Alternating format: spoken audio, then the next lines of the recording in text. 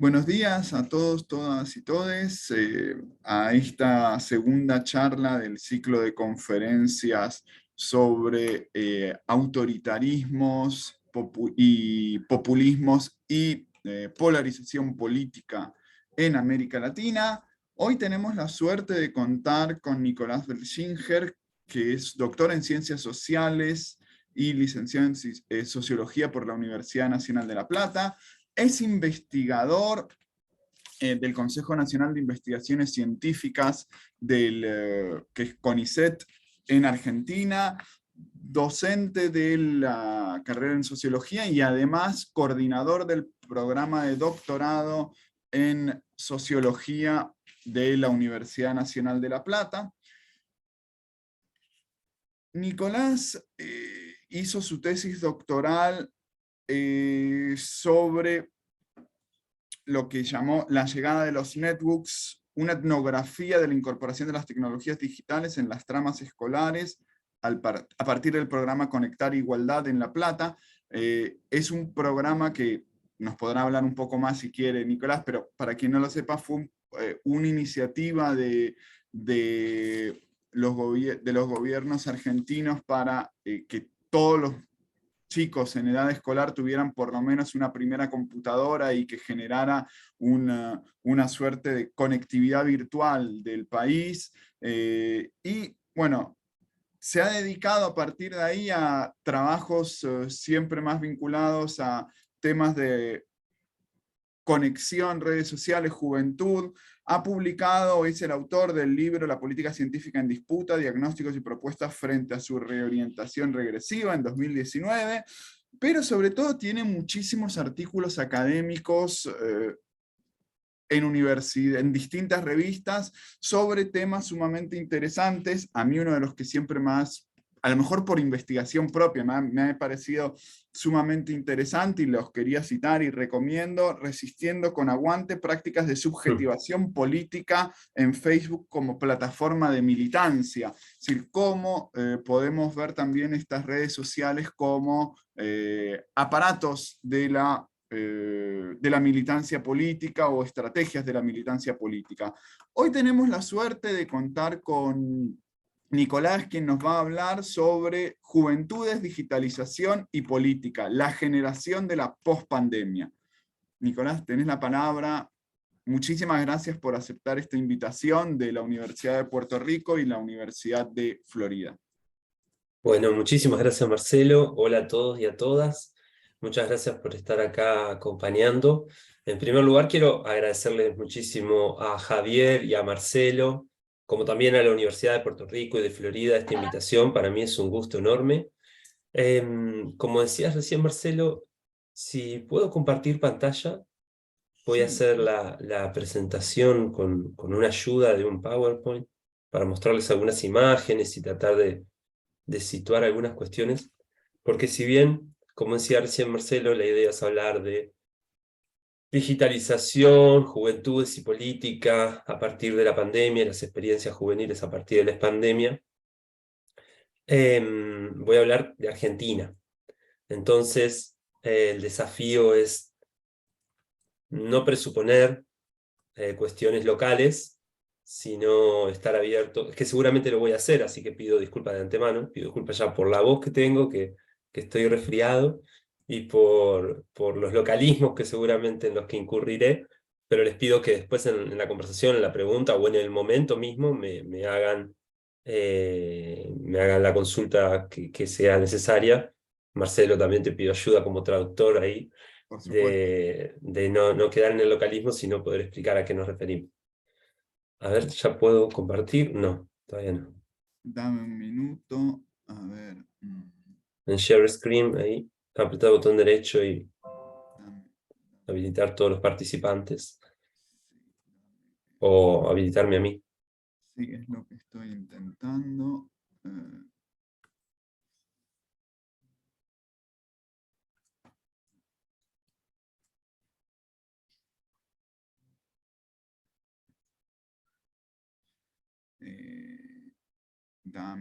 vamos a solucionarlo. A ver, dame un minuto. Sí.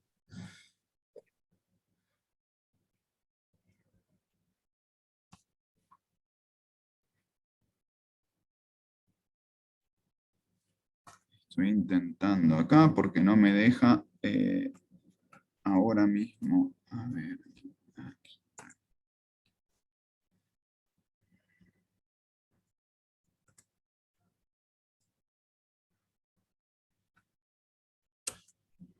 Si cliqueas en mi ventana, Sí, pero no me permite y si ponerte. cliqueas en la opción de compartir pantalla, que está en verde hacia el centro, Sí, pero a ver, un participante.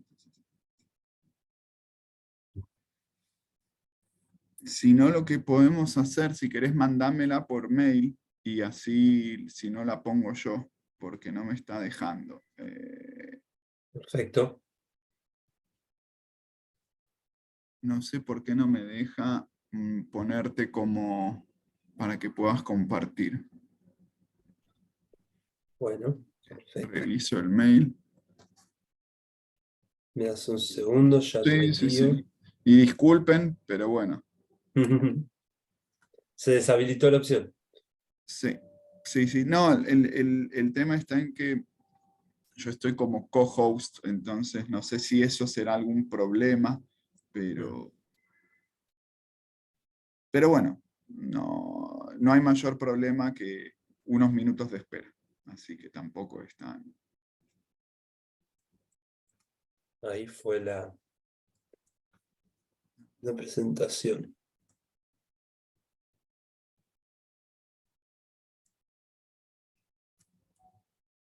Denme un minuto.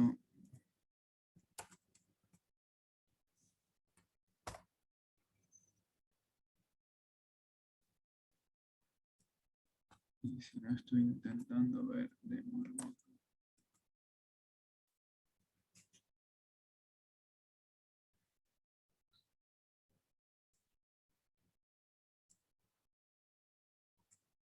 No me llega.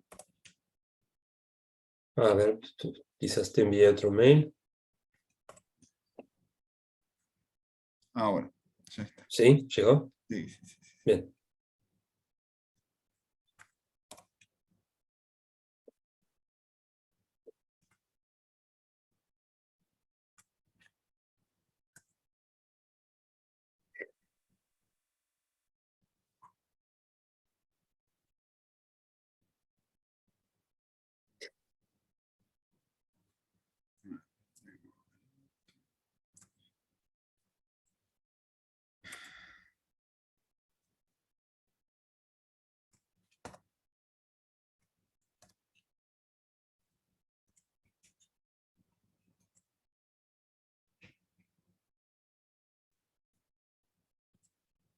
Ahora mismo.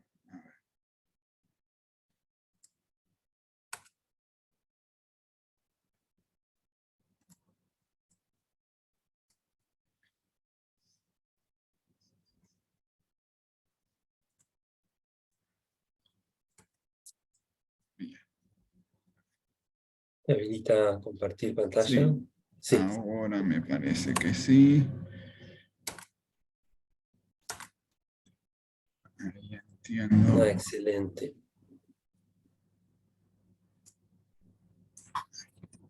Excelente, buenísimo, muchas gracias. No, Bueno, gracias. Vamos. si podés pasar a la siguiente, esa ya es la presentación. Bueno, para empezar quería comentarles en el marco de que se desarrolla la investigación que les voy a comentar. Es una investigación que vengo desarrollando con un investigador muy importante acá en la Argentina, que también quizás conozcan, que se llama Pablo Semán, quien ha sido mi director de tesis, de la que mencionó Marcelo antes, y colega durante muchísimos años, y en conjunto nos empezamos a preguntar qué iba a suceder con los jóvenes y la experiencia juvenil sobre la pandemia. Y empezamos un proyecto que llamamos Juventudes Pandémicas. ¿Cómo vivieron los jóvenes argentinos la pandemia y cómo salieron de ella? ¿Cuáles son los rastros de la pandemia en la nueva actualidad en la que se aceleró la digitalización de la vida cotidiana? Y por eso vamos a hablar mucho de la digitalización. Con la pandemia, me imagino que es una experiencia compartida por todos nosotros acá. empezaron procesos en los cuales ya nosotros veníamos ya viviendo, pero que se aceleraron fuertemente. La pandemia para muchos procesos sociales ha funcionado como un gran catalizador, ¿no? Aceleró procesos que ya venían y que venían en emergencia y los consolidó, los puso en escena, en el debate público, los puso para muchos de manera muy visible, hasta el punto de la obviedad, como por ejemplo que la digitalización de la vida cotidiana es cada vez mayor. Hay algunos autores que ahora están escribiendo sobre la pandemia y la digitalización como un hecho social total, como que no hay ningún aspecto de la vida social que no se haya digitalizado durante la pandemia. Entonces, ver qué pasaba en esa nueva actualidad donde la digitalización de la vida cotidiana, podríamos decir, se volvió un hecho social total. La destrucción del empleo que generó también la acentuación de la crisis económica, particularmente en la Argentina y otros países de la región, las modificaciones, las medidas que se fueron tomando para enfrentar la pandemia, la emergencia de nuevas categorías de trabajo, junto con la digitalización, y en eso me voy a centrar también, les voy a tratar de contar cómo se dan booms de trabajos juveniles en la Argentina ligados, durante la pandemia y la pospandemia, ligados a la digitalización, ligados a las plataformas, como también nuevos lenguajes políticos, ¿no? Entonces, nuestra pregunta era, bueno, ¿qué rastros deja la pandemia en este escenario marcado por la digitalización de la vida cotidiana, la acentuación de la crisis de empleo, la emergencia de nuevas categorías de trabajo y de nuevos lenguajes políticos? ¿Cómo se configuran entonces los procesos de subjetivación política en estas nuevas juventudes marcadas por la pandemia? ¿Cómo se insertan a participar del espacio público que ha sido redefinido por otro gran proceso que también venía y que seguramente discutieron mucho la semana pasada a raíz de la presentación de Gabriel, que es el proceso de polarización política? Y también preguntarnos cómo participan de ese espacio público, pandémico, pospandémico, también marcado por el socavamiento de las tradiciones que legitimaban al Estado. A lo largo de la presentación voy a tratar de enfocarme y los voy a escuchar también, los invito a que pensemos juntos sobre el paradójico, difícil y muchas veces dislocado rol que el Estado tuvo en relación con las medidas de cuidado que fueron tomando los distintos estados de la región, a nivel internacional también, que las medidas que los estados fueron tomando para hacer frente a la pandemia, las medidas de cuidado y cómo eso también deslegitimó en gran medida la accionar estatal. Y por último, una pregunta generalizada que es la supuesta derechización ideológica que ya algunas investigaciones, algunas encuestas, varios analistas, cientistas políticos vienen planteando sobre una adhesión fuerte de las juventudes a las ideologías de derecha, particularmente en la Argentina, que se le atribuye a las personas que atravesaron la pandemia, es resultado de qué experiencias, ¿no? Sobre qué experiencias se montaría esa supuesta derechización de las juventudes argentinas en particular, también quizás podemos pensarlo para la región. Te pido, Marcelo, si podemos pasar a la siguiente.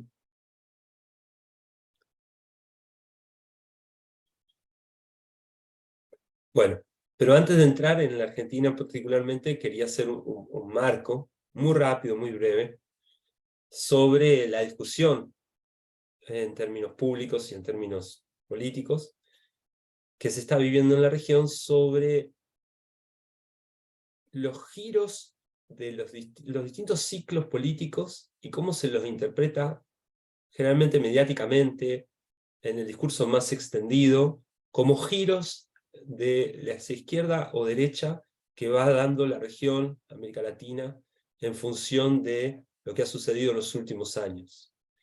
Y antes que giros a la izquierda o giros a la derecha, como sería ahora la interpretación en este caso, las preguntas de investigación que hacíamos recién alusión, y lo que a mí me gustaría tratar de plantear es un punto de vista que no vaya de un extremo al otro, que no piense que se gira a la derecha y luego se gira a la izquierda, porque no nos permitiría explicar, no nos está permitiendo explicar los procesos y la configuración de los procesos políticos de un modo más profundo. Esta idea de giros. Casi la idea de giros conspira contra un análisis sociohistórico situado, contra la posibilidad de poder ver los procesos en su singularidad, y casi diría que homogeneiza de manera muy simplista lo que está sucediendo en la región. Más antes que giros a la izquierda o giros a la derecha, lo que podríamos ver es cómo el proceso que se está dando es más bien de la imposibilidad de gestionar en sociedades fragmentadas. Sociedades marcadas por la desigualdad. Ustedes saben que América Latina es el continente más desigual del mundo, no es el más pobre, pero sí es el más desigual, donde la distancia, la diferencia entre los sectores que más concentran la riqueza y los que se ven más vulnerados, los que son más vulnerados, es cada vez mayor. En esas sociedades fragmentadas, en esas sociedades en las cuales la pandemia también acentúa esa fragmentación, la imposibilidad de gestionar, ya sean de gobiernos de una orientación que podríamos marcar como de centro-derecha, o de gobiernos que podríamos marcar como de centro-izquierda, la imposibilidad de gestionar en esas sociedades fragmentadas pareciera ser un denominador un poco más común que esta idea de giros. Entonces vemos que, por ejemplo, desde que comienza la pandemia, ningún oficialismo logra revalidar en las elecciones, ni de medio término, ni en las elecciones generales. Ganan todas las oposiciones. Entonces, para algunos analistas, esto está hablando de esa imposibilidad de generar consensos más amplios que superen la polarización para llevar adelante las propuestas de gobierno a través de lograr consensos más amplios que permitan hacer avanzar la gestión de gobierno y no que se vean obstaculizadas. Y que también nos está hablando de un gran malestar de la sociedad en relación con esas gestiones, ¿no? Por eso quizás podríamos explicar estos giros de izquierda a derecha, si lo quisiéramos poner en esos términos. Y lo que también están mostrando las encuestas es que ese malestar se concentra principalmente en los jóvenes, que a diferencia de lo que pasó en los gobiernos que podemos llamar del primer ciclo post-neoliberal, luego de los años 90, durante el principio del siglo XXI, el principio de la década del 2000, con los gobiernos en Brasil con Lula, en la Argentina, el gobierno de Néstor Kirchner, los gobiernos de Bachelet en Chile, el gobierno del Frente Amplio en Uruguay, etcétera, etcétera. Los jóvenes, las personas de menos de 30 años, eran la base de apoyo fundamental, cuantitativamente, para el ascenso de esas fuerzas progresistas, ¿no? Y lo que estamos viendo ahora, Marce, si podemos pasar a la siguiente, es paradójicamente, o no tanto, ¿no? Si nos guiáramos con esta idea de giros, podría ser paradójico, pero si lo tratamos de mirar, como vamos a ir conversando, creo que no tanto. Eso es también un poco lo que trataremos de poder pensar y explicar. En la actualidad se está dando la inversión del voto joven. Las personas de menores de 30 años, que fueron la base decisiva de los apoyos de los gobiernos neoliberales en los 2000, ahora son las bases de la emergencia de estas nuevas derechas radicales que emergen en la región. Y podemos empezar a divisar que hay una erosión del vínculo entre las juventudes y la representación política democrática. Muchas encuestas a nivel regional hablan de esto, hablan de cierto malestar, cierto enojo y cierta indiferencia con la idea de la defensa de la democracia, hasta incluso alto grado de apoyo a tendencias autoritarias. Entonces, ¿cuál es la configuración de ese nuevo lazo político nacido del malestar, de la incertidumbre, de la bronca, que marcaría la generación de la pandemia? Yo quisiera, siguiendo esta introducción más general de lo regional hacia lo local, y en este caso lo argentino, marcar algunos rasgos que compartirían lo que llaman las nuevas derechas radicales, que a diferencia, por ejemplo, de las derechas de los años 90, Marce, si podemos pasar a la siguiente, convocarían a las juventudes a participar de la política, no a no meterse en política, sino que habría una gran convocatoria a dar la batalla cultural, a participar de los procesos políticos, a expresar ese malestar y esa cierta apatía a través de la contienda electoral y a través de la militancia, a través de la formación política y la adhesión a estas nuevas formaciones de populismo de extrema derecha o hay distintos modos de nombrarlo. Muchos hablan de derechas radicales, otros prefieren hablar de nuevas derechas y demás. Que comparten ciertos rasgos y que creo que hay un libro, el libro de Pablo Stefanoni, que les puedo recomendar, que se llama, es una pregunta, ¿la rebeldía se volvió de derecha? Muy interesante, donde describe un poco algunos rasgos comunes y dice, bueno, tanto podemos encontrar en la experiencia de Trump, de Bolsonaro en Brasil, de Kast en Chile, de Bukele en Salvador, de Vox en España, de Alternative for Deutschland en Alemania, de Le Pen en Francia, Meloni en Italia, y de muchos otros, que acá sumo algunos, pero el libro va desarrollando muy bien, podemos encontrar ciertos rasgos comunes de la retórica de estas nuevas derechas, o derechas radicales, y de su configuración, de su visión política, de su visión del mundo. Una es esta convocatoria a dar la lucha cultural. ¿Contra quién? Postulan la idea de que las izquierdas, el progresismo, o lo que van a englobar bajo la idea del comunismo, el comunismo ganó la batalla cultural y le habría que presentar una disputa contra lo políticamente correcto del sentido común que se habría vuelto ya un sentido común progresista. Y que ese sentido común progresista, lo políticamente correcto, estaría generando la imposibilidad de hablar, cierta represión para poder expresar ese malestar y poder expresar lo que está sucediendo. Se presentan como alternativas en este punto, porque luchan contra la casta política, la élite política que está asentada y que ha construido este sentido común, que ha ganado con imponer lo decible y lo no decible, lo políticamente correcto. Entonces son alternativas a el establishment, alternativa a los medios de comunicación. Creo que esto en Trump es bastante claro, ¿no? Y luego también en Bolsonaro y en otras experiencias lo podemos encontrar. El uso de las redes sociales como el lugar alternativo a los medios oficiales y la idea de estar ocupando ese lugar de la rebeldía contra lo establecido, lo políticamente correcto, el establishment, pero también la regulación, contra la regulación del Estado, contra los impuestos, contra, en el caso de la pandemia, las medidas sanitarias, la negación de la existencia del virus o de tomar medidas contra la pandemia. Para poner un ejemplo, el caso de Bolsonaro, que decía que no se trataba de un virus, sino de una gripe, de una gripecita. Y un tinte en lo económico fuertemente neoliberal, ¿no? Recuperan esa base neoliberal, sí, de las derechas de los años 90. Como también una idea de una vuelta a la nación excluyente. Están en contra, hay un discurso muy fuerte en contra de la migración, en contra de la diversidad, y rearticulan cierto racismo en relación a una esencia nacional que se habría perdido y que habría que recuperar, en contra del progresismo que habría ganado la batalla cultural. Esta idea de America First, Argentina para los argentinos, podemos seguir poniendo ejemplos. Bueno, Le Pen en Francia y Alternative for Deutschland en Alemania.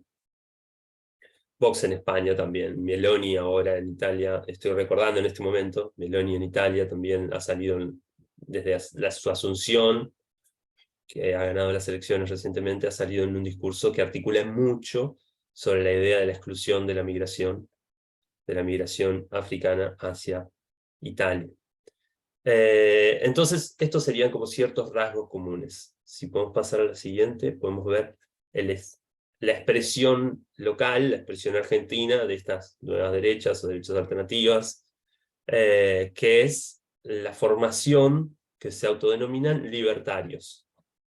Y su líder, que se llama Javier Milei, que de alguna manera corporiza esta tendencia global general, y estas características que recién mencionamos también las podemos encontrar en su discurso, que organiza en torno a la idea de la casta política, de la crítica a la casta política, que organiza en torno a la idea de una reivindicación de un neoliberalismo económico muy fuerte, una crítica muy fuerte al Estado, la idea de recuperar las libertades por sobre las libertades individuales, entendidas individualmente, por sobre cualquier otro valor, u otra cuestión, u otra mirada sobre el conjunto, que lo ha llevado a sostener posiciones muy polémicas, dando la batalla cultural en contra del sentido de lo políticamente correcto del progresismo.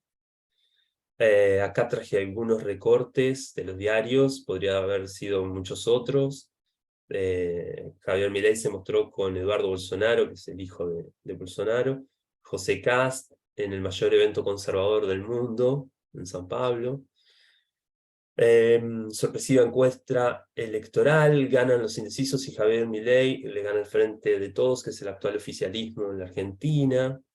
Bueno, algunas encuestas también que lo darían ganador, y sobre todo ganador del voto joven. La adhesión dentro del voto juvenil, según las encuestas, sería muy alta. En la última presentación electoral, en la última elección en Argentina, la formación de La Libertad Avanza, como se llama, el partido político de Milei, sacó el 25% de los votos, cerca del 25% de los votos, siendo una revelación, una sorpresa no esperada, considerados por algunos como un outsider al sistema político. Javier Milei se presentó como el heredero político de Carlos Menem.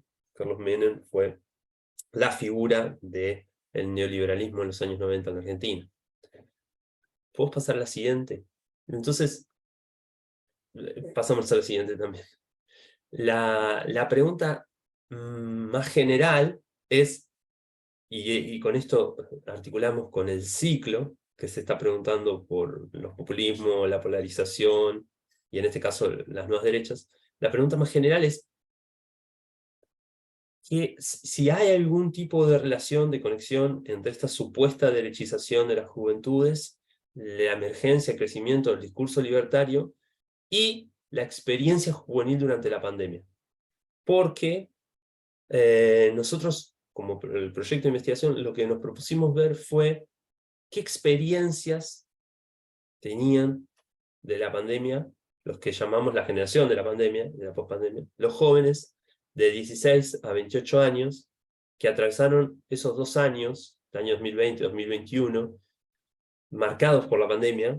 Su ciclo vital fue marcado por las medidas de cuidado ante la pandemia, que vieron afectada su experiencia educativa, vieron afectada su experiencia laboral, vieron afectada su vida afectiva fuertemente, sus expectativas y sus proyectos de futuro.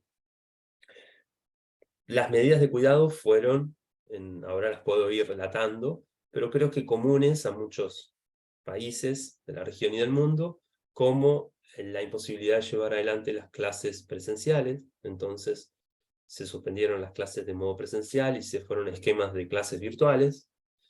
La imposibilidad de la circulación irrestricta, la circulación libre por el espacio público, se empezaron a regular de distintas formas, con distintas modalidades a lo largo de esos 2 años, pero sin una posibilidad de circular libremente por las medidas de cuidado.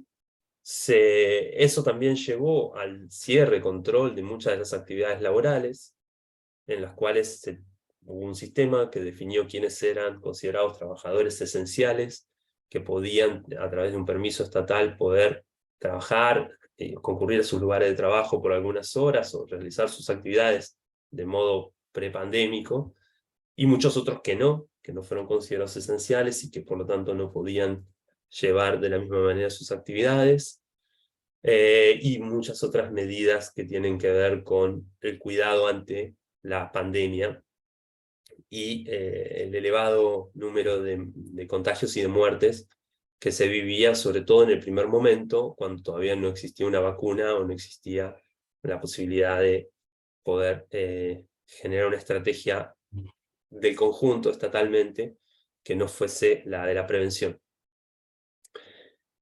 Entonces, si podemos volver al anterior un segundo. No, está bien, déjalo ahí, ya está. Sí, perfecto, gracias. Entonces, eso, me ayudaste, Marcelo. El enfoque del análisis es ver las experiencias de la pandemia, las experiencias de la crisis, y de ahí luego ir hacia la ideología política.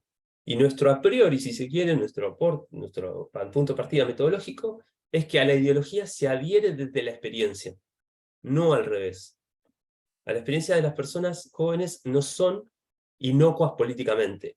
O sea, qué experiencias de la crisis se forjaron durante la pandemia es fundamental para poder entender cómo adhieren o no a ciertos discursos políticos, cómo pueden verse interpelados o no por ciertos discursos políticos, y qué ideología se forma en la práctica concreta, y cómo se adhiere a ella desde las experiencias que se tuvieron, experiencias significativas, elaboradas y percibidas como fundantes, sobre todo para las personas jóvenes, que, como les decía anteriormente, vieron marcada su vida, en un punto importante de sus vidas, por los efectos de las medidas de cuidado ante la pandemia. Entonces, a las ideologías emergentes no hay que oponerles un detrás de escena que no sean los intereses tomados en abstracto, sino la comprensión de los procesos en los que se forjan esas experiencias. Ese es nuestro punto de partida más metodológico. ¿Podemos pasar? Les quiero contar rápidamente, porque veo que hemos ya avanzado en el tiempo, la experiencia de 3 grupos juveniles. La experiencia de la pandemia de los estudiantes de nivel secundario, de entre 14 y 15, 16, 17 y 18 años. La experiencia de jóvenes que empezaron a trabajar como repartidores en plataformas de reparto, y la experiencia de jóvenes que empezaron a trabajar desde sus casas como programadores de software. ¿Y por qué estas 3 experiencias? Porque son 3 experiencias que están marcadas por la digitalización, al igual que muchas otras actividades. Y que son también 3 experiencias que hemos podido relevar a través del trabajo de campo que hicimos, básicamente basado en entrevistas en profundidad, en recomponer historias de vida de estudiantes, de repartidores y de programadores, pero que no son las únicas, sino que con Pablo Semán seguimos trabajando, y con un equipo, estamos conformando un equipo, seguimos trabajando en poder ver también qué sucedió en otros grupos. Entonces, voy a pasar por estos 3 grupos y por estas 3 experiencias de la pandemia, para ver cómo se relacionan con la interpelación del discurso de la nueva derecha. Esa sería la lógica. La experiencia de los estudiantes. La experiencia de los estudiantes estuvo marcada, ¿podemos pasar a la siguiente? Estuvo marcada por la imposibilidad de poder seguir tomando clases en el espacio escolar. Hay un gran dislocamiento, o sea, la pandemia interpeló a todo el sistema educativo a nivel global, todos los sistemas educativos del mundo, los europeos, los norteamericanos, los centroamericanos, los asiáticos, los latinoamericanos, todos los sistemas educativos del mundo se vieron interpelados de modo inédito por la pandemia, por la imposibilidad de seguir llevando adelante en el lugar configurado como un dispositivo para poder dar las clases, que es el dispositivo escolar, para poder dar las clases, el proceso de enseñanza-aprendizaje.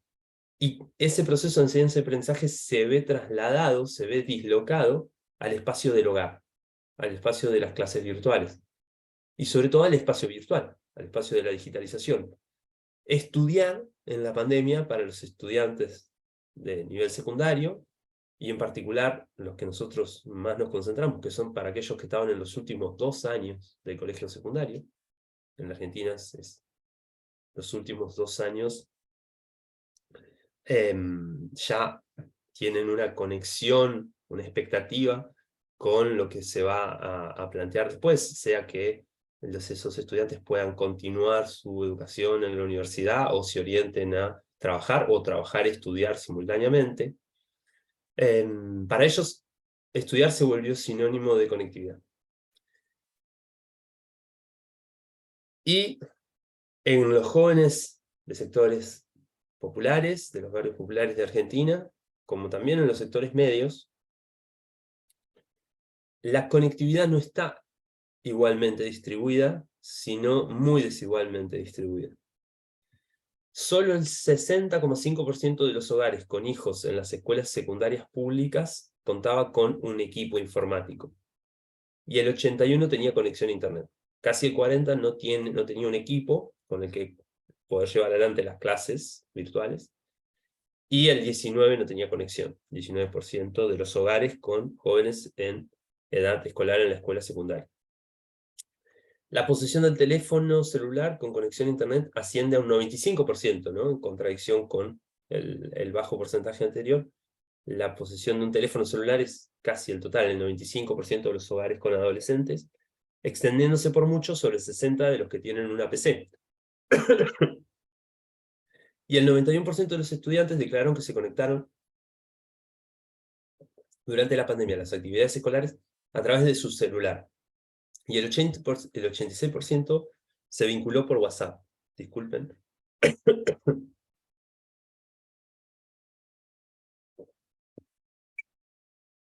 Entonces, ¿qué escuela tuvieron los jóvenes de sectores medios y sectores populares durante la pandemia? Sobre todo durante el primer año de la pandemia. Tuvieron, podemos pasar a la siguiente, una experiencia educativa y una escuela marcada por estas desigualdades. La experiencia escolar de estos jóvenes estuvo fuertemente marcada por la acumulación de desigualdades. Desigualdades en el acceso a la conectividad, acceso a las habilidades y competencias de uso de las tecnologías digitales. También una desigualdad muy fuerte en el acompañamiento pedagógico por parte de las familias.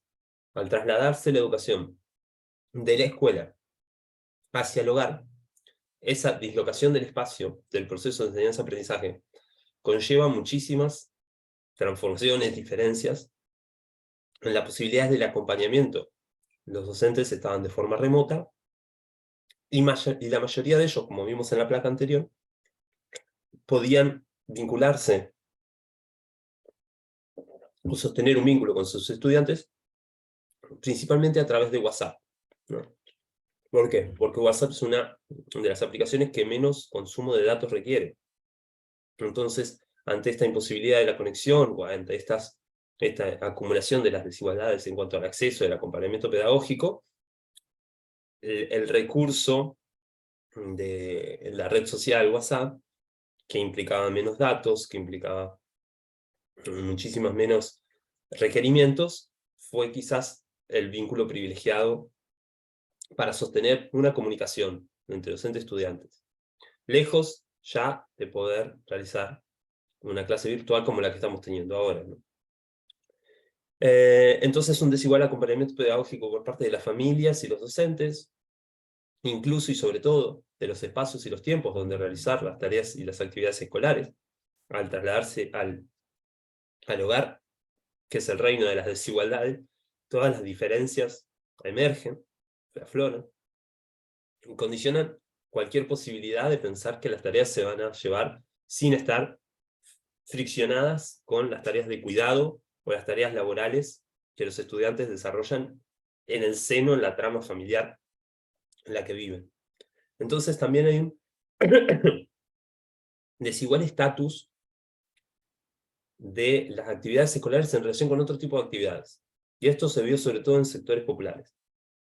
Hay una desvinculación con la escuela, a partir de la imposibilidad de ir a las clases presenciales, que hace que otras actividades como conseguir una changa en la Argentina se quiere decir un trabajo que te genere algún ingreso informal de unas horas, pero que permita algún tipo de ingreso. La posibilidad de sostener los vínculos afectivos. Muchos de los estudiantes preferían gastar los pocos datos que podían conseguir pagando los datos móviles para seguir conectados con sus afectos, con sus parejas, con sus novias, con sus amigos, antes que gastar todos los datos en una clase virtual. Ocuparse de los cuidados familiares, sobre todo las mujeres, que son las más requeridas en las tareas de cuidado. Todas esas se sobreponen como prioridad antes que las actividades escolares. Entonces, también hay una desigualdad de importancia de las actividades escolares en la cotidianidad de la pandemia, de la rutina en la pandemia. ¿Podemos pasar a la siguiente? Condensando la experiencia educativa de los jóvenes durante la pandemia, estos la procesan y la leen del siguiente modo. Sienten que se tuvieron que arreglar solos, que al mismo tiempo se sienten orgullosos de haber sostenido su educación, porque muchos de esos trabajaron, hicieron changas, hicieron cosas muy creativas durante la pandemia, a pesar de la imposibilidad de seguir con sus trabajos o de conseguir alguna fuente de ingresos de dinero en blanco formal. Se la rebuscaron, se la arreglaron solo para conseguir el dinero con que conectarse, y en muchos casos esa conexión la empleaban para poder ver por YouTube algún tutorial o algún refuerzo de alguna clase de los contenidos que les llegaban por WhatsApp. Porque por WhatsApp los docentes les seguían enviando tareas o siguieron intentando poder llevar adelante el vínculo pedagógico. Entonces ellos se sienten que se las tuvieron que arreglar solos, pero al mismo tiempo se sienten orgullosos de haber sostenido con mucho esfuerzo, haber hecho ese intento para sostener su proceso educativo. Y hasta incluso en varios casos que entrevistamos, donde se sentían orgullosos de haber sobrepasado, de haberse sobreponido a problemas familiares profundos, como contagios o muertes de familiares, que afectaban la cotidianidad en la casa, pero que a través de un esfuerzo de concentración y de persistencia, hacía que esos estudiantes pudieran mantener, aunque sea ese vínculo, ya sea por WhatsApp o por otra plataforma, con sus compañeros y los docentes. Y hasta incluso les decía, en algunos casos se sienten orgullosos de haber decidido por ellos mismos, sin que la institución se los demande, volver a cursar el último año, si se encontraban en el último año o el anteúltimo año, volver a cursar cuando se diera de modo presencial, una vez que pasara la pandemia, ese grado escolar, cuarto grado, sexto grado, quinto grado, según donde se encontrara. Por otro lado, lo procesaron también en relación con la incertidumbre. La demanda principal de la experiencia educativa en la pandemia de estos jóvenes es hacia la formación que la educación recibida en pandemia les puede afectar, ¿no? Hay una incertidumbre en relación a cuánto me va a afectar haber terminado la escuela en pandemia. ¿Recibí la misma formación que las generaciones anteriores de mis padres? ¿Y voy a recibir la misma que la generación que sigue, aquellos que no estuvieron 2 años de modo virtual? Y hay un enojo que tiene que ver con el abandono o la sensación de no registro de la situación en la que se encontraban en relación con sus docentes, pero también con los políticos que tomaron las medidas de cuidado. Y la expresión, la casta, se reitera también en las entrevistas relacionadas a esta cuestión educativa. Para nuestra sorpresa, porque nosotros sabemos y como docentes también reconocemos todos los esfuerzos que desde el sistema educativo, desde los colectivos docentes, se hizo para tratar de poder seguir sosteniendo el vínculo educativo, los recursos que se implementaron y toda la atención que se puso para tratar de sostener esta idea de que nadie deje de estar en vínculo o que pudiera seguir recibiendo o hubiera vulnerado su derecho a la educación. Sin desconocer eso, sin desconocer todos esos esfuerzos, en las experiencias educativas de estos estudiantes, el enojo está concentrado en los docentes y está concentrado en los políticos que tomaron estas medidas de cierre de las escuelas. ¿Podemos pasar a la siguiente? Acá les traigo una en particular. Un recorte de uno de los diarios de mayor circulación en la Argentina, de un diario de tirada nacional, que dice: tras las restricciones, se realizaron masivas protestas en escuelas del conurbano bonaerense, que es en torno a la capital de Buenos Aires, es la zona más poblada del país, y en la Quinta Olivos, que es la residencia presidencial. Los familiares, alumnos, docentes se suman al reclamo por la apertura de las escuelas durante la pandemia.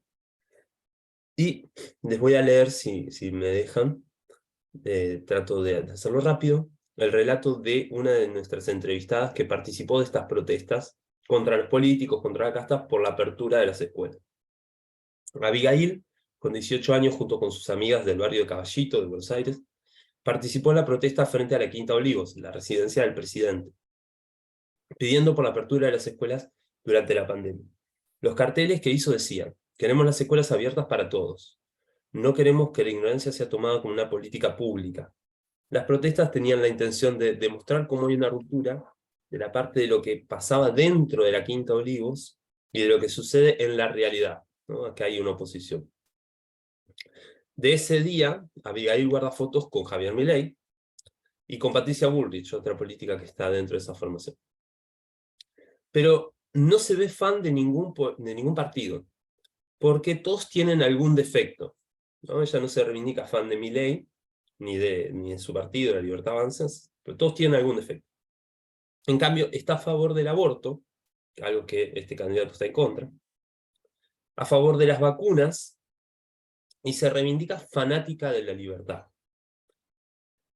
Cuando mira para atrás estos 2 años pandémicos, piensa: ser joven y no poder hacer una fiesta de recibida del colegio, sobre todo esto que decía, aquellos jóvenes que terminaban su ciclo del colegio secundario, no pudieron hacer, no se pudieron juntar a hacer la fiesta típica de fin de año, en cierta medida un ritual de pasaje muy importante, que me imagino que en Puerto Rico también lo debe ser, acá en la Argentina lo es. Bueno, mira para atrás y dice: ser joven y no poder hacer una fiesta recibida en el colegio, no poder ir de viaje de egresada, no poder salir a bailar sin tener miedo a caer como un delincuente en una fiesta clandestina, fue muy deprimente, ¿no? Con esto quería reforzar esta idea de incertidumbre, de sentirse solos, de enojo, y manifestar ese enojo en contra de la casta, ¿no? ¿Puedo pasar al siguiente? Bueno, ahora la experiencia de los repartidores, que vamos a decir muy brevemente, dado que ya nos quedamos cortos de tiempo. Podemos pasar. Bueno, la experiencia de los jóvenes que durante la pandemia comienzan a trabajar como repartidores de plataformas de reparto, o que ya trabajaban, tenían como trabajo secundario el reparto, pero a partir de la pandemia pasa a ser su actividad principal, está marcada por la situación de la crisis de empleo juvenil que hay en la Argentina ya hace varios años. Que eso es un elemento que comparte con la región. En la región, en los últimos años, se oscila entre el 15 y el 25% del desempleo juvenil, ¿no? Medidos de distintas maneras, siempre hay un piso bastante alto de desempleo juvenil en los últimos años. Y mientras que en la mayoría de los trabajos con la pandemia se veían forzados a migrar al teletrabajo, o a la inactividad, o al cese, ¿no? O hasta incluso a la clandestinidad, seguir realizándose, pero por fuera de las medidas de cuidado, el trabajo de plataforma de reparto pasa a ser considerado un trabajo esencial. Entonces, con sus idas y vueltas, logra ser reconocido como un trabajo que se tiene que poder seguir llevando adelante, a pesar de las restricciones durante la pandemia, y ve cuadruplicada su demanda.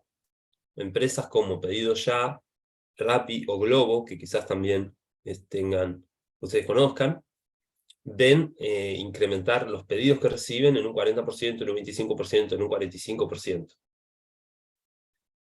Y todos los entrevistados que tuvimos de este grupo cambiaron de trabajo con la pandemia o pasaron a trabajar full time como repartidores, dado que hubo un boom de requerimientos, de demanda, y de posibilidad de generar ingresos a través de trabajar como repartidor de cualquiera de estas empresas, pedido ya, Rappi, Globo, o de varias de ellas al mismo tiempo.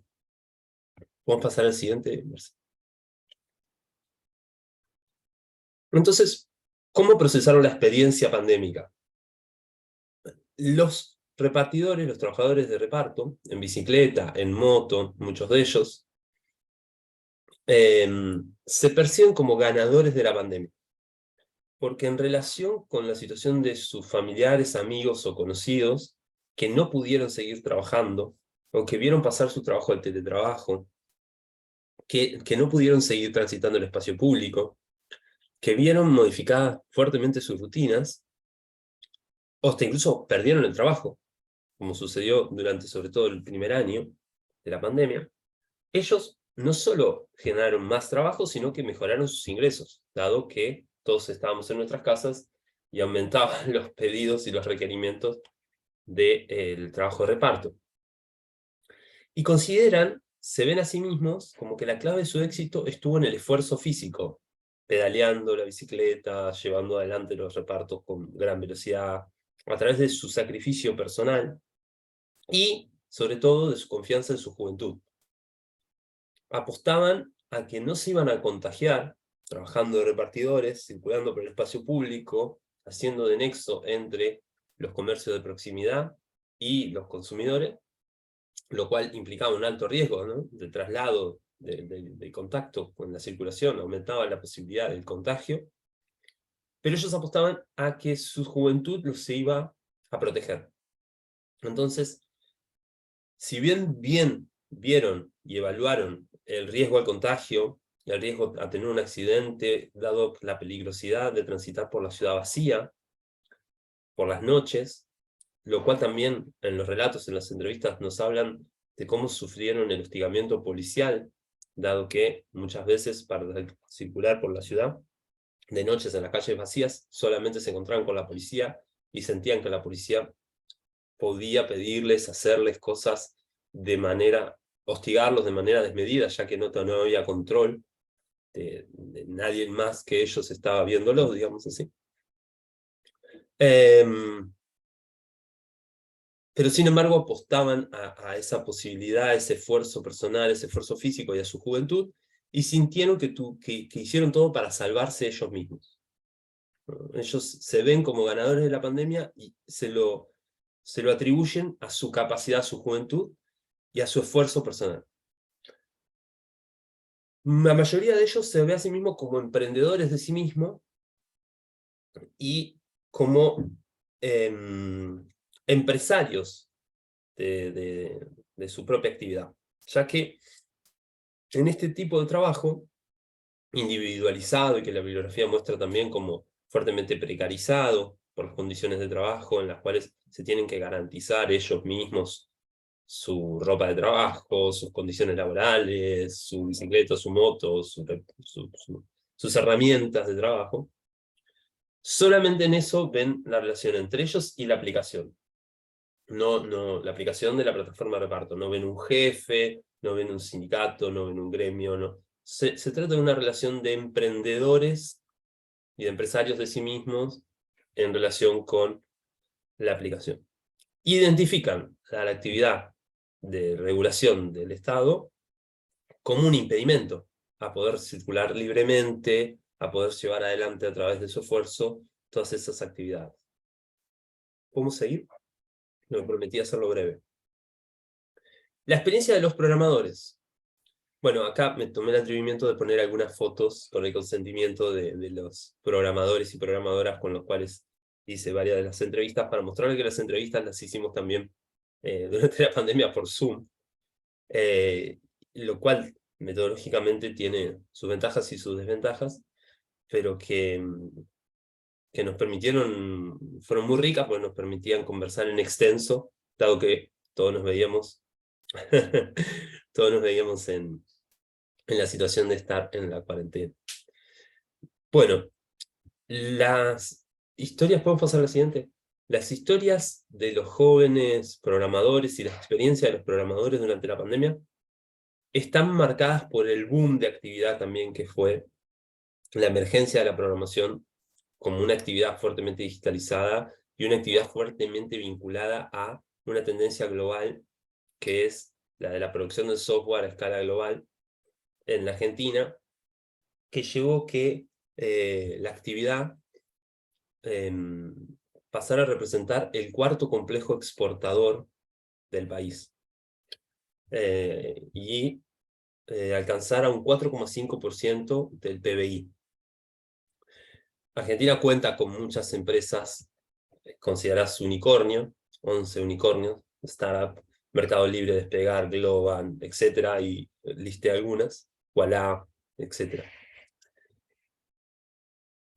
Y el sector viene creando empleos. Es uno de los pocos sectores que viene creando empleos juveniles a un ritmo más o menos, en un promedio, de 1.500 empleos por mes, que es mucho en relación a lo que otras ramas de actividad muestran las estadísticas que pueden mostrar como trabajos formales creados. Entonces, podemos pasar a la siguiente.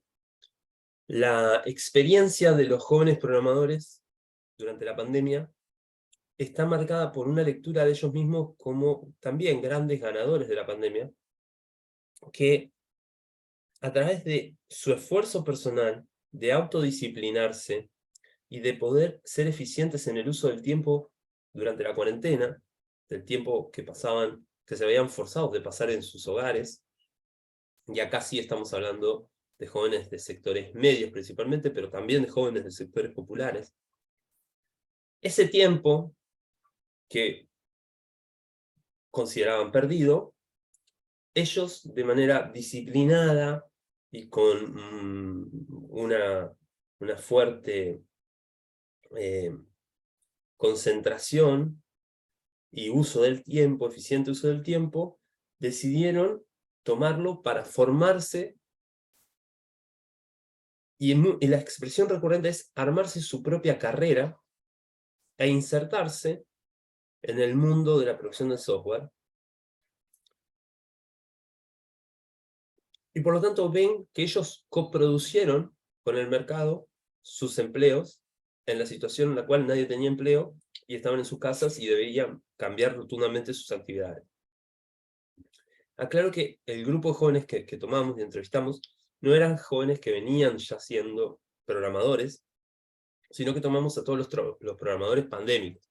Es decir, jóvenes que estudiaban otra carrera o que trabajaban de otra cosa o que tenían otra actividad y que a raíz de la pandemia empiezan a programar. Hacen esta apuesta por formarse a través de los bootcamp, formarse a través de las llamadas academias online, que también, simultáneamente que hay un boom de demanda laboral por parte de este sector que viene creciendo hasta el punto de llegar a ser el cuarto exportador de la Argentina, hay un boom de oferta de formación, ¿no? Estas empresas también, como Globan o Mercado Libre, tienen sus escuelas, ofrecen sus cursos, sus bootcamp, sus academias online, como Digital House, como Platzi, como Henry, como Udemy, que quizás ustedes conozcan también, alguno de ustedes conozca, dado que tienen alcance regional. Ellos, estos jóvenes, narran su experiencia de la pandemia, entonces, como una experiencia que ellos pudieron volver productiva. Se narran a sí mismos meritocráticos. Su mérito es haber sido eficientes, haber logrado disciplinarse, haber logrado armar su propia carrera, haber logrado coproducir con el mercado su fuente de trabajo cuando todo se venía abajo, ¿no? El uso eficiente del tiempo propio como capacidad para plegarse a metodologías de trabajo flexibles, la posibilidad de hacer también de sus propias habilidades y de sus propios conocimientos, de los conocimientos adquiridos a través de la digitalización, un valor en sí mismo, y conseguir esos trabajos o coproducir sus empleos, no por los contactos que tuvieran, y en eso generan una oposición también con la política y los políticos o con otros ámbitos laborales donde se consigue un trabajo por contactos, por ser el hijo de una persona que ya trabaja en esa empresa o que trabaja en esa repartición pública o que tiene algo vínculo con la política y con actores del sistema político, sino que ellos relatan esa oposición, en oposición a eso se relatan como meritocráticos que consiguen estos empleos como programadores solo como resultado de su esfuerzo de formarse durante la pandemia. ¿Podemos pasar a la siguiente? Como les decía entonces, no solo se trata de jóvenes de sectores medios, sino que este boom de la programación en la Argentina alcanza también a jóvenes de sectores populares, algo que estuvo muy presente en los medios de comunicación, que rescataban estas historias de disciplinamiento, de esfuerzo, de autosuperación. Todas las claves del relato de la experiencia pandémica de la programación están puestas en esta línea, ¿no? El esfuerzo, el mérito, el sacrificio personal serían las justificaciones del éxito de estos emprendedores, que como en el caso de Sebastián, que les traje acá, viviendo en un barrio popular, viviendo en una villa, logra armarse de un rig de minería y comienza a poder minar criptomonedas, por eso dice el obrero del Bitcoin, y obviamente esto es el 11 de mayo del 2022, es antes de la crisis fuerte del Bitcoin, se lo presenta como alguien también que viniendo de los sectores populares, a través de este esfuerzo y esta disciplina y estas capacidades y formación, logra insertarse dentro del circuito global de la programación, lo cual estaría dándole la posibilidad de participar de un circuito económico diferenciado de el que estaría participando si solamente se hubiese quedado en el sector público o dependiendo de algún trabajo en algún otro de los sectores. Bueno, vamos a pasar al siguiente. Rescatando brevemente, entonces, cuáles son los núcleos de la experiencia pandémica, de la crisis de la experiencia pandémica, y de cómo la vivieron, cómo la procesaron estos jóvenes.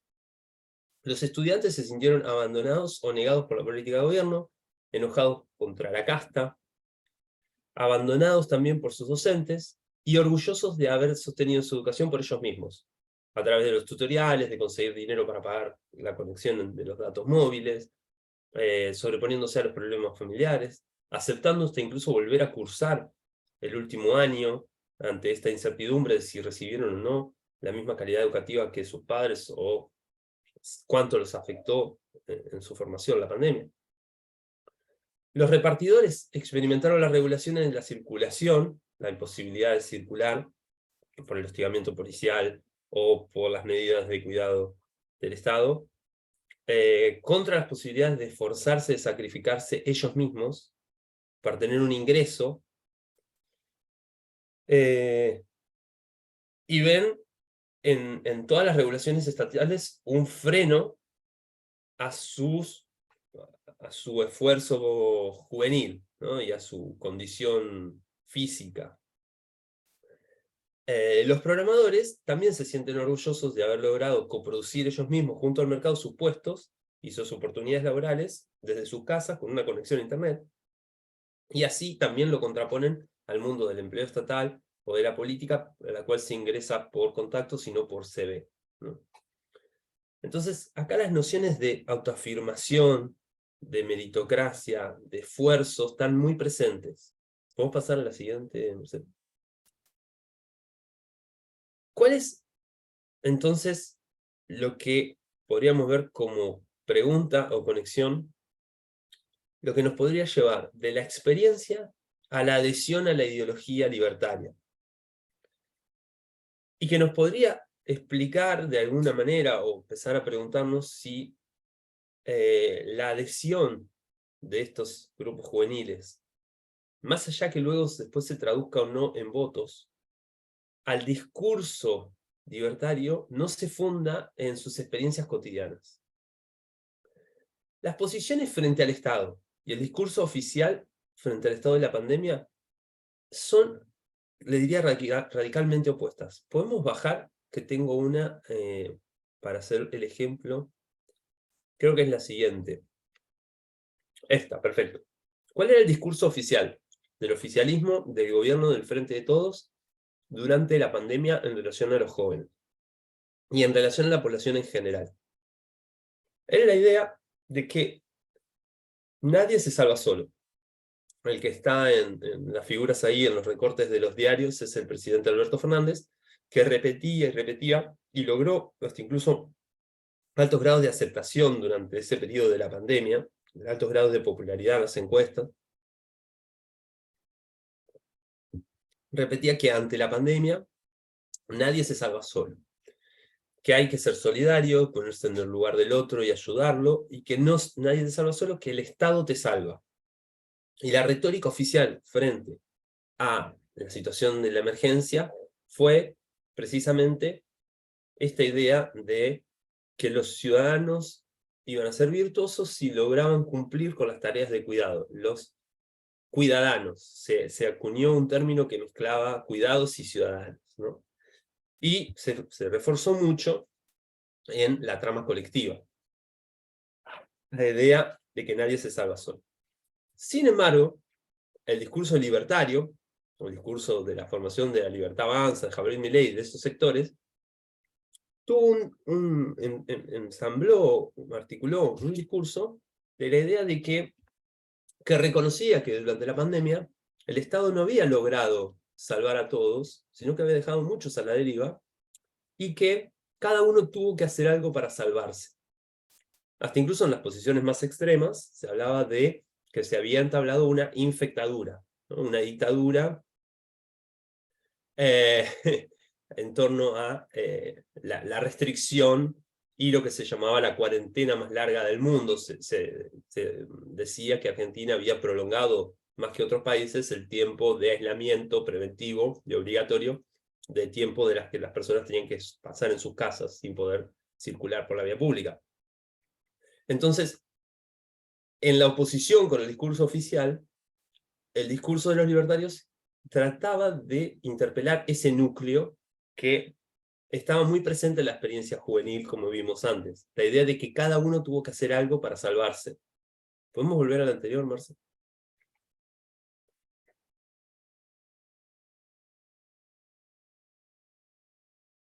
Entonces, las nociones de esfuerzo, de bienestar personal que aparecían en la experiencia de los estudiantes, de los programadores, de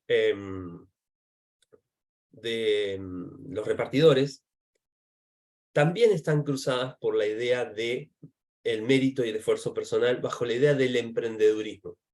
Casi les diría que todos los jóvenes argentinos después de la pandemia se consideran emprendedores, ¿no?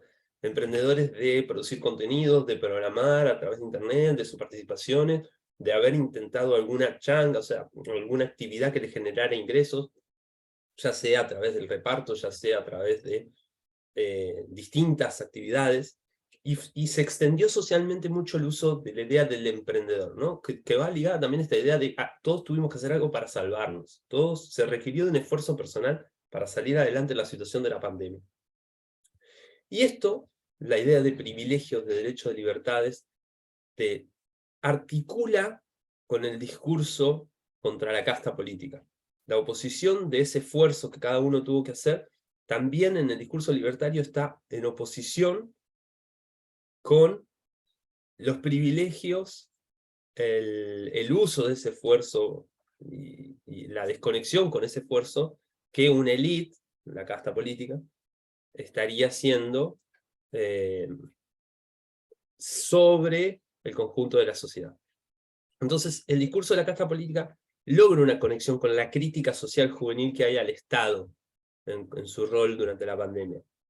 Y acá parece que la idea de libertad parece como la lucha contra las regulaciones que pondría ese Estado, y la imaginación también de un futuro post-político, post-estatal, que aparece muy ligado en el caso de los programadores, como mostramos recién, a esta idea de una moneda no estatal, no regulada por el Banco Central, como sería el Bitcoin, o la posibilidad de participar de trabajos que ya no tienen la sede nacional, sino que son empresas transnacionales que participan de un flujo global que permitirían participar de esas cadenas globales como programador sin necesidad de pagar impuestos o tributar en el país, y muchos otros discursos que por falta de tiempo, permítanme resumirlos así prontamente, pero que luego en la conversación, si quieren, podemos ampliar, que hacen, que conectan a esta idea de la crítica social juvenil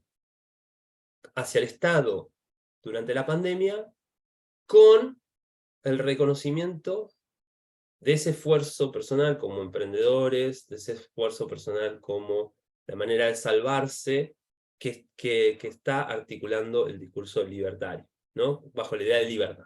La libertad es lo opuesto a las restricciones estatales, lo opuesto a esta idea de hacer el uso del esfuerzo o el no reconocimiento del esfuerzo por parte de la casta, los privilegios.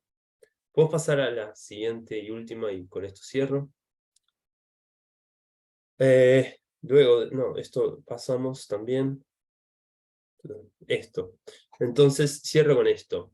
¿Cómo articulan la interpelación del discurso de la nueva derecha libertaria sobre el emprendedurismo, el individualismo como clave del éxito, la idea del esfuerzo personal, de que todos tenemos que hacer algo para salvarnos, cierta reivindicación del disfrute de la incertidumbre, que también plantea el discurso libertario, y la competencia como la autorregulación del mercado por sobre el Estado? La idea que podríamos decir también, sin desarrollar mucho y dejo abierto para la conversación, es que estamos ante un populismo de la libertad, ¿no? Esta idea de libertad que articula el discurso libertario no significa concretamente nada, y significa, se la trata de construir como un significado vacío para conectar, en disputa con las fuerzas progresistas, con esas experiencias juveniles de la pandemia y de la crisis, ¿no? Entonces, quizás ahí podríamos encontrar algún tipo de explicación de por qué la base de sustentación de estas nuevas derechas se está dando con un giro del voto juvenil o de la adhesión juvenil, que antes iba para las fuerzas progresistas, y ahora todos los encuestadores y los analistas políticos se sorprenden al ver cómo está yendo para este tipo de formaciones de derechas alternativas o nuevas derechas radicales. Cierro acá y quedo para las preguntas. Muchísimas gracias, Nicolás. En verdad que fascinante la presentación, y sobre todo el ensamblaje entre los tres casos de estudio con tu pregunta inicial, la pregunta que se hacían con Pablo Semán también como equipo de investigación, y también pienso para los y las estudiantes de acá también, el relatar todo el proceso de investigación, y me parece que siempre eso es positivo. Me quedo o retomo un punto de la conclusión que me parece fundamental, lo que hablabas del populismo de la libertad, y que vendría en cierto punto a plasmar la hipótesis que ustedes tienen de cómo es la experiencia la que va en diríamos, como un estadio ulterior, hablar de una adhesión ideológica, y que la juventud, por ende, no se, o pensemos los jóvenes en Argentina, no se identificarían a priori con Milei, pero que sus experiencias hacen que tengan puntos de confluencia con Milei, en lo que no quiere decir que estén ideológicamente adscritos a eso, pero que puedan ver que quien mejor represente esa propia experiencia. Y en este sentido me parece sumamente, hasta diría, necesaria profundizar en esta investigación que están haciendo. Abro las preguntas, están en el chat también. Sería el momento ahora para debatir, comentar, dialogar con Nicolás un poco sobre todo lo que nos ha presentado. Así que abro un poco a quien quiera, siempre que puedan y se sienten cómodos, sería bueno que prendan la cámara si van a hablar, es más agradable. Cuestiones de la digitalización, pero evidentemente no están obligados. Así que, pero sí, abrimos turno para preguntas, también por el chat si alguien tiene.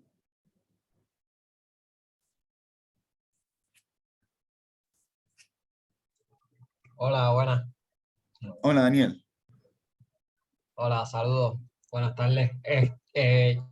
Quería hacer un comentario, me pareció bien interesante al comienzo de la presentación, cuando hablaba sobre la juventud, sobre la verdad, la supuesta derechización, por decirlo de alguna forma, en el caso de la juventud, porque en el caso de Estados Unidos parecería que eso no está pasando, parecería. Por lo menos en las últimas elecciones, las estadísticas que han sacado, hay una diferencia en la población por debajo de 30 años, hay una diferencia porcentual de como 30 puntos casi, que hay una diferencia bien marcada en cómo se va. ¿Verdad? Eso no es todo de lo que uno se puede basar para hacer ese juicio, pero es un elemento. Y estaba pensando en la cuestión de la digitalización en cuanto al uso de las redes sociales, que ¿verdad? Un posible acercamiento es que hace un tiempo estaba leyendo que, por ejemplo, en el caso de Facebook, y por ahí también está WhatsApp, que es propiedad también de Facebook, cuando ellos invierten, hacen presupuesto en moderación de contenido, que eso es lo, ¿verdad? Remover el contenido falso, los llamados fake news. Descubrieron que casi el 90% de esa inversión era en contenido en inglés, el lenguaje únicamente en inglés. Todos los demás lenguajes, obviamente pues español, todos los demás lenguajes en las redes sociales, hay bien poco moderación de contenido. Y eso, ¿verdad? Se relaciona la propagación de contenido falso con un cierto tipo de derechización ideológica. ¿Verdad? Que lo tiro como un elemento también adicional que me parece bien interesante. Quizás si esa falta de moderación de contenido tiene que ver con que en ciertos sectores de no habla inglés haya una mayor derechización, por usar una palabra en el caso de los jóvenes. ¿Verdad? Lo quería traer porque me pareció como algo interesante que se relaciona con esa posible diferencia, porque entonces en Estados Unidos se está dando de una forma y en América Latina de otra. Gracias, Daniel. No sé si te parece, Menico, como que juntamos dos preguntas un Sí, por favor. poquito. Yo me anoto ya lo Sí, que dijo Daniel recién. no sé si también alguien quiera incluso también traer un poco desde la experiencia o perspectiva de Puerto Rico, que también puede ser un vis a vis que nos puede interesar dialogar. Así que quien tenga alguna pregunta, comentario. Bueno, yo sí que tenía una parte de si podías como profundizar un poco más en esa conclusión y por dónde creen que va a seguir la investigación de ustedes. Sí que me interesaría si en esta otra perspectiva pudieras profundizar en la idea que me parece central en la investigación que haces, que es en la de los jóvenes como los jóvenes pandémicos como triunfadores, dueños de sí mismos, y cómo ese punto enunciativo que lo vemos central en los discursos de estas nuevas derechas, cómo ellos lo viven, no vis a vis a la política partidaria, sino desde su propia cotidianidad, porque evidentemente hay un correlato claro a esa experiencia, pero cómo lo proyectan de cara a su cotidianidad. Así que, si te parece, le damos la palabra a Javier y tendríamos como un primer turno de respuestas. Javier. Perfecto. Sí, me gustaría preguntar rapidito, ¿cuál es el porcentaje de la tasa de voto de los jóvenes en Argentina? O sea, ¿votan frecuentemente? ¿No votan? También, bien. Muchísimas gracias, Javier.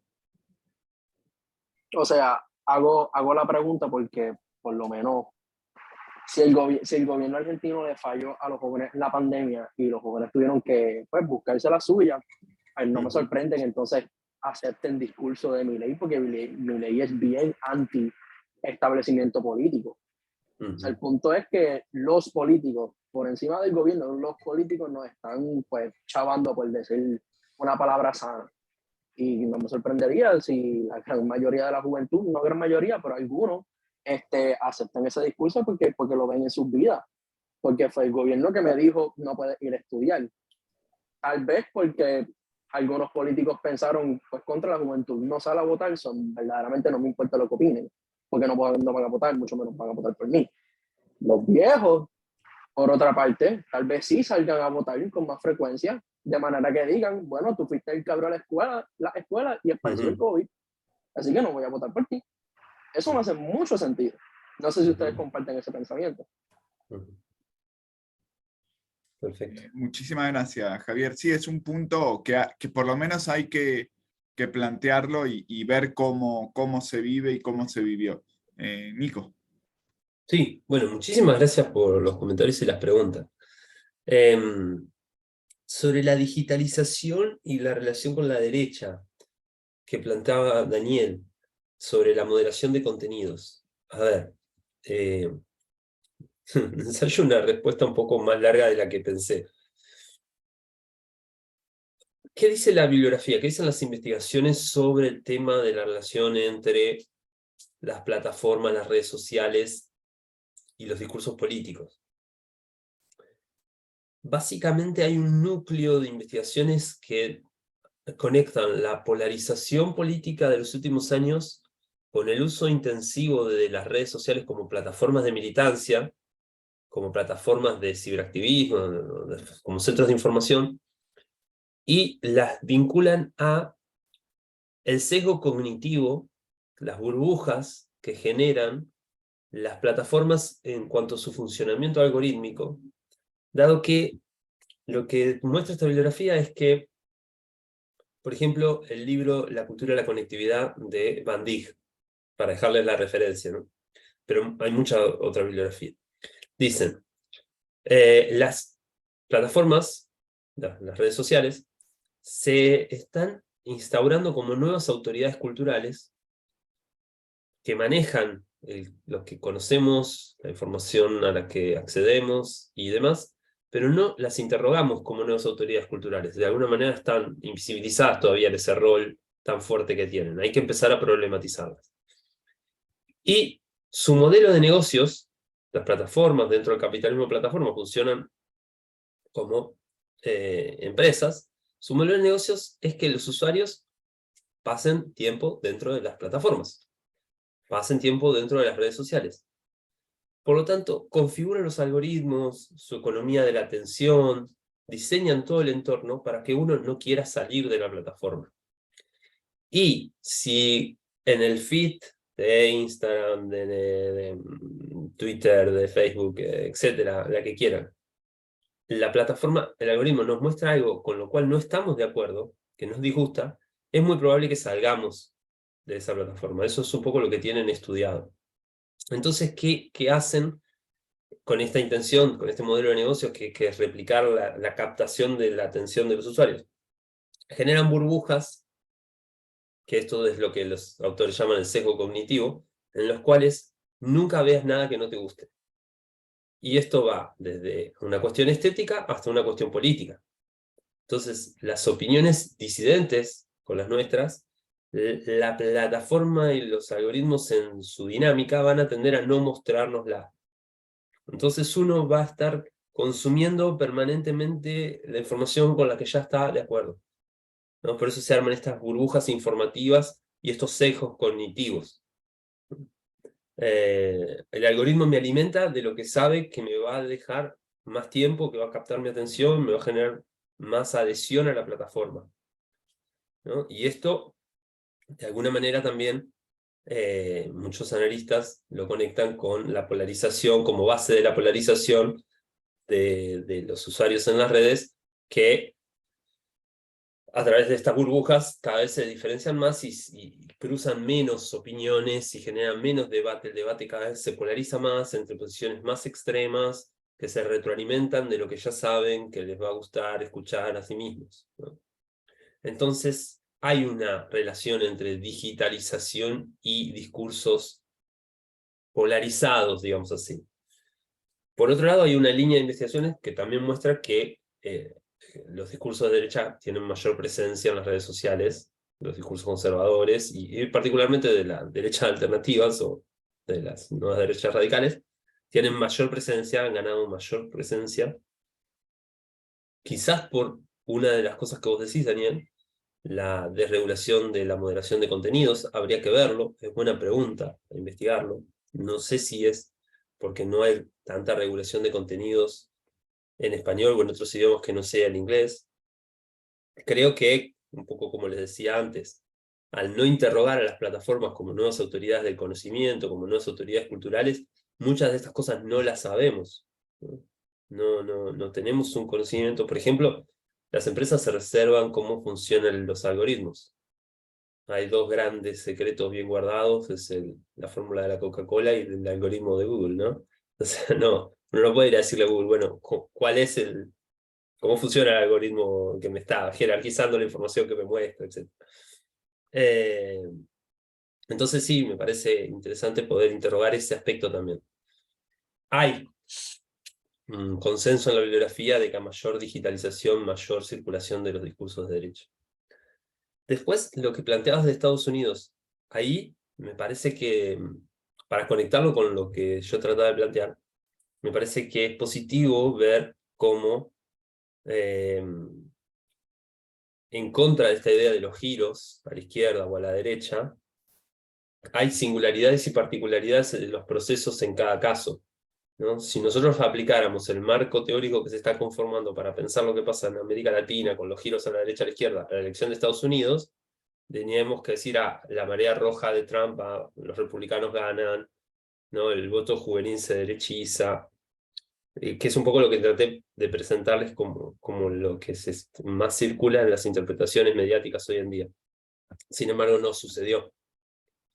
Las explicaciones de por qué no sucedió se pueden apreciar de un mejor modo, eso es lo que creemos, si lo conectamos con las experiencias y no vamos a la cuestión más superficial de la adhesión a la ideología en el vacío, ¿no? Sino un análisis mucho más complejo de la cotidianidad, de las experiencias cotidianas, de cómo se entraman esos sujetos, de cómo se forman esos sujetos políticos en la cotidianidad, que muchas veces no nos están hablando de la política explícitamente, pero que va a tener y que tiene un lugar en el proceso político muy fuerte. Después también es cierto que es tan complejo que el proceso eleccionario en sí mismo es un proceso a analizar y que muchas veces define el voto. Por eso también les decía que no estoy acá tratando de correlacionar voto y adhesión al discurso libertario, sino que lo que quisiera mostrar es la conexión momentánea que puede tener, la articulación que puede tener con el discurso libertario estas experiencias de la pandemia. En una parte que no les leí por falta de tiempo y para no aburrirlos, había transcripto parte de una entrevista en la cual, con un grupo de repartidores, finalmente luego de charlar 2 horas como su vida a día, cómo llevan adelante su trabajo, cómo estaban considerando todo lo que sucedía en torno a las transformaciones que implicaba la pandemia y posteriormente, cuando terminamos de conversar de todo eso, uno de los chicos nos dice, no nos van a preguntar a quién vamos a votar. Entonces le decimos, sí, por supuesto, ¿a quién van a votar? Y yo no sé si voy a votar, dice uno, no creo que vaya a votar. Y el otro dice, voy a votar a ese candidato de izquierda, no me sale el nombre, ¿cómo es que se llama? Y otro de los repartidores que estaba ahí, de los chicos, le dice, Milei. Dice, sí, ese candidato de izquierda, Milei. ¿No? Entonces, que Milei no es de izquierda, ¿no? Claramente no lo podríamos considerar en ninguna de las variantes de la izquierda. Entonces, esta idea de la adhesión de la experiencia y no presuponer y descentrarnos de que la única forma de relacionarse con el voto y con la política es la que tenemos nosotros, con nuestra formación y con nuestro interés en el sistema político, los que nos interesa hablar de eso, estudiar eso y demás, es fundamental. También como oposición para la investigación, lo que decía Marcelo antes, ¿no? Así que en ese punto me alegra que se puedan registrar fenómenos que hay que explicarlos en la singularidad del proceso en sí mismo, ¿no? Esto que pasa ahora en Estados Unidos, lo que seguramente va a pasar en cada país de la región. Después, Me sobre... parece Sí. por Daniel, si querés comentar algo también, como que la virtualidad a veces dificultan las conversaciones más fluidas, pero me parece que justamente el comentario de Daniel y lo que vos estás trayendo marca ese punto de experiencia, porque habría que preguntarse, pongo por caso, ¿cómo afectó el tema del aborto en Estados Unidos, que sabemos en algunos estados que fue decisivo para conformar experiencias, y ahí los jóvenes tienen también un punto central. Entonces, si vamos incluso a Brasil y como última experiencia electoral, ahí también vemos que probablemente tenga que ver con, en este caso, y si siguiéramos a Gabriel, que nos lo contaba la semana pasada, el tema de polarización, pero cómo esa experiencia cotidiana de los jóvenes marque un lugar en esa posible polarización. Entonces, creo que el punto de ustedes me parece en ese sentido, o el que vos traías, Nicolás, me parece sumamente relevante en cuanto a mirarlo desde esa experiencia de los jóvenes. Sí, sí, seguramente ahí la discusión del aborto debe tener un lugar muy importante, muy importante. Me había anotado para contestarle a Javier, si no me acuerdo mal, que me preguntó por la cuestión del voto y planteaba también sí, Javier, su hipótesis sobre la relación entre la interpelación del discurso libertario y de estas experiencias, que un poco coincido, ¿no? La cuestión del voto. En Argentina el voto es obligatorio. Y generalmente las tasas de adhesión, la concurrencia a votar de la población es muy alta. Sin embargo, la elección de medio término no fueron las elecciones presidenciales, sino que fueron las elecciones legislativas, las que renueva el Parlamento. Las elecciones de medio término, que fueron las primeras después de los 2 años de pandemia, fue la concurrencia más baja, a pesar de que el voto es obligatorio y que hay una tradición de alta participación, fue la concurrencia más baja desde el año 84 hasta el momento. Incluso fue más baja que la adhesión en la crisis del año 2001 que hubo en la Argentina, que fue una crisis social y política muy, muy grande. Así que ese dato también muchos analistas lo están tomando, como decías vos, como una señal del malestar, de la apatía de los jóvenes en relación con la representación política.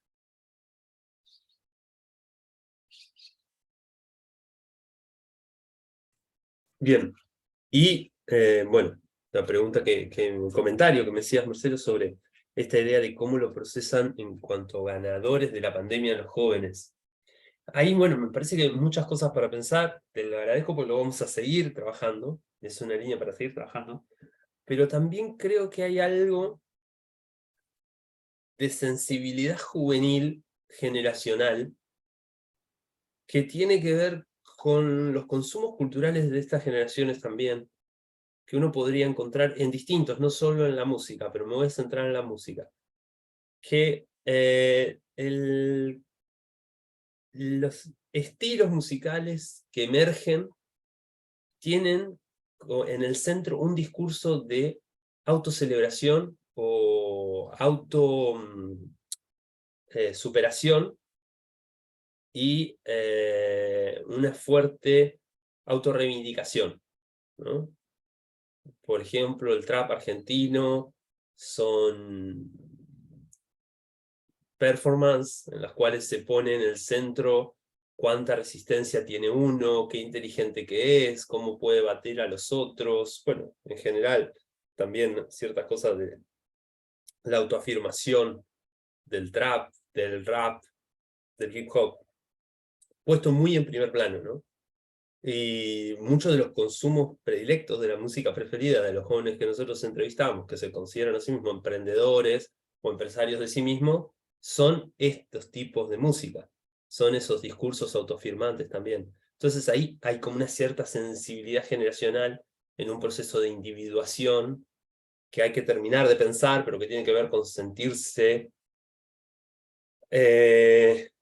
ganadores por sobre otros, autoafirmados en su presencia, en su yo, la idea de la libertad como el opuesto a lo colectivo, una reivindicación de la trama misma, la trama colectiva misma que hace posible esa libertad es negada, y hay una reivindicación del lugar de el libre albedrío en función de cierta singularidad, digamos así, ¿no? Como ahí hay algo muy durkheimiano para pensar del culto al individuo y la paradoja del lazo social moderno súper intensificada, ¿no? Que ya digo, hay que seguirla pensando, pero me parece que habla de algo más que de la política o de la visión que se ocupa en el mundo del trabajo, sino que también habla de cómo se piensan a sí mismos en el plano estético, musical, etc. Fantástico, muchísimas gracias, Nicolás. Y no sé, todavía estamos un poco sobre la hora, pero tenemos un poquito de tiempo. No sé si alguien querría, Javier levanta la mano, y después si alguien además de Javier tiene alguna pregunta, por supuesto. Bueno, Javier. Saludos a todos, espero que estén bien. Nicolás, qué bueno verte. Un abrazo. Antes que nada, felicito a Marcelo por permitir estos diálogos. Muchas veces nosotros en Puerto Rico, por razones diversas, que no hay espacio para discutirlas ahora, no miramos estos problemas que están experimentando estos países como Argentina. Y Nicolás, pues, tu investigación obviamente pues, nutre muchísimo a estos fenómenos recientes como fue la pandemia y cómo se interactuó dentro de ellos. Yo creo que tu trabajo es muy revelador, y qué pena que todavía pues, no tenemos otros estudios similares, por ejemplo en Chile, en Colombia, Brasil, Puerto Rico, ni pensarlo.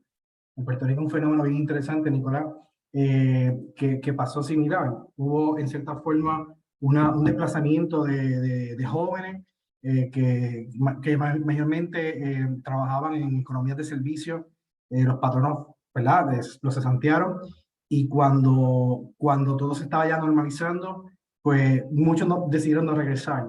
Entonces hay un fenómeno bien interesante que todavía no hemos conocido, no hemos evidenciado, sí tenemos unas impresiones, pero no tenemos a cierta magnitud como tú traes y compartes con nosotros, al menos unas conclusiones parciales sobre qué cosas pasaron, ¿verdad? Y eso es muy interesante. Así que de mi parte es un comentario más para felicitarte y estimular a que hagamos trabajo en colaboración o comparativo, porque todavía el efecto pandémico o pospandémico en el mundo laboral, principalmente en los jóvenes, es muy lamentable.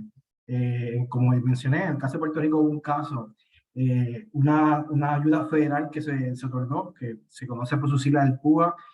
Mucha gente decía que la gente no quería trabajar por el PUA, por la asistencia federal. Yo no creo eso. Yo creo que muchos de los jóvenes entendieron que tienen las capacidades de ser sus propios empleadores e innovar, emprender en otro tipo de trabajo con distintas metodologías. Yo creo que esto es un fenómeno inédito, ¿verdad? Que tú ya has compartido con nosotros. Y por otra parte, yo no creo, escucho un poco al joven Nicolás decir de cómo Estados Unidos posiblemente hay una visión de que los jóvenes están muy pro derecha. Yo estoy un poco en desacuerdo con eso. Yo creo que el mejor ejemplo para validar ese punto es el ascenso de Santi en Florida. Yo me atrevo a ver, sospecho que no nos encontramos un momento para aquellos que somos más de izquierda o socialdemócratas o que tenemos ideas marxistas en unos contextos de nuestras vidas. No sé, no creo que Estados Unidos sea hacia ese rumbo. Al contrario, yo creo que la era Trump y ahora con el ascenso de este señor en Florida, es muy peligroso para aquellos, ¿verdad?, que tenemos una postura muy clara en búsqueda de los derechos de los humanos, ¿verdad? Y de Santi, no, yo no creo que proyecte eso. Podemos compararlo, los jóvenes en Brasil con Bolsonaro, en España con Vox. O sea, yo creo que es un momento crítico donde la derecha, y esta es mi opinión, lamentablemente, no está, la derecha se está quedando con gran parte de esas posturas, principalmente también jóvenes. Así que nada, simplemente comparto esto con ustedes, agradecer nuevamente a Marcelo por permitir estos diálogos con colegas del exterior que son muy ricos para el enriquecimiento del conocimiento y de las investigaciones de grandes colegas como Nicolás. No pude estar con el compañero argentino la vez pasada, con Gabriel, que es muy bueno. Pero nada, Marcelo, no me resta más tiempo. Chao, un abrazo. Gracias Javier, y gracias también por el aporte y el invitar a pensar cuestiones similares para Puerto Rico, como, bueno, no, por lo menos que nos despierten interés en posibles temas de investigación. También creo que con los estudiantes acá es bueno eso, siempre. Así que... Nico, no sé si querías comentar algo. Sí, ¿Hay no, más quiero preguntas? agradecerle muchísimo a Javier, saludarlo, y también me da mucha alegría poder saludarlo y verlo. Javier, ahí me parece que planteaste dos cuestiones muy importantes que me dan para hacer un comentario. No repetir lo que vos ya dijiste, sino sumar un comentario. Por un lado, el rol del Estado. Yo quería mostrar, de alguna manera, y eso me parece que es transversal, que toca a las preguntas para hacerse de qué pasó con el Estado en general. El Estado quedó dislocado en la pandemia, ¿no? Quedó peleando o tomando acciones preventivas contra un virus invisible que una buena parte de la población no llegó a dimensionar cuánto podría haber sido los daños causados en el caso de no tomar ninguna medida de cuidado. Logra preventivamente que no se generen esos daños a costa de un costo social muy alto, como la pérdida de empleo, como, bueno, muchas de las cosas que relatamos y que ustedes pueden recordar. Encerrar a la gente preventivamente en sus casas durante un periodo, durante otros regular la circulación, etc. Con todo eso logra que no se produzcan consecuencias que la población nunca llega a dimensionar, ¿no? ¿Cuánto podría haber sido la catástrofe de cantidad de muertes si no se hubiese hecho nada? No lo sabemos. Para buena parte de la población que quiere negar eso, es intangible, es imposible, ¿no? Entonces ahí hay una paradoja que el Estado tuvo que accionar con costos sociales enormes contra consecuencias que la población no puede apreciar, ¿no? Y ahí también retomo lo que decía Javier antes, de bueno, no te voy a votar, ¿no? O sea, surge el cálculo o la adhesión o la posibilidad de pensar en relación al accionar del Estado sin contemplar cuáles serán esas consecuencias posibles. Entonces ahí hay una tarea muy difícil, donde el Estado queda dislocado, donde los oficialismos quedan dislocados, que es contar lo que podría haber pasado si no se hacían las cosas, ¿no? Después, también sí, una discusión sobre qué rol tienen las coaliciones estatistas en las situaciones en las cuales la digitalización, el empoderamiento, el emprendedurismo, la individualización son grandes procesos emergentes, ¿no? Y son los grandes procesos de nuestra época. La siliconvalización del mundo, digamos, ¿no? Esta idea de que con la digitalización todos somos emprendedores, y una mayor individualización del yo, la expresión del yo en todos los planos, bueno, socava fuertemente la idea de las coaliciones estatistas, redistribucionistas, y yo también veo, como vos mencionaste, y acá voy al comentario del segundo punto, un momento crítico que necesariamente tiene que renovarse en los discursos progresistas, los discursos en defensa de la democracia, los discursos socialdemócratas, o como queramos nombrarlos, que consideren que lo público y los derechos tienen una dimensión que se tienen que garantizar a través del Estado, porque la emergencia de los discursos y la eficacia de la emergencia de los discursos y de la práctica de los dispositivos que van en el sentido de demoler esos derechos y demoler esos consensos sobre lo público, bueno, están en primera orden del día en las principales potencias del mundo y renovándose de una manera mucho más eficaz que los que nos podemos considerar pro público, pro redistribución de la riqueza, para combatir las desigualdades, y que consideramos que el Estado tiene un rol ahí, tiene un rol importante como actor social, ¿no?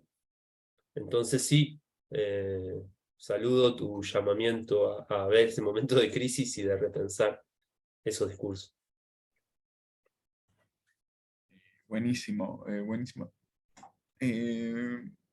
Quiero, aunque sea unos minutos finales, si alguien tiene alguna pregunta, comentario también, alguna reflexión. A veces escuchar a otros no nos genera tanto preguntas como sí reflexiones, y a veces es bueno también compartirlas. Así que hacemos como ese último llamado. Y por favor, con mucho gusto, Sí. me gustaría escuchar comentarios, no solo preguntas.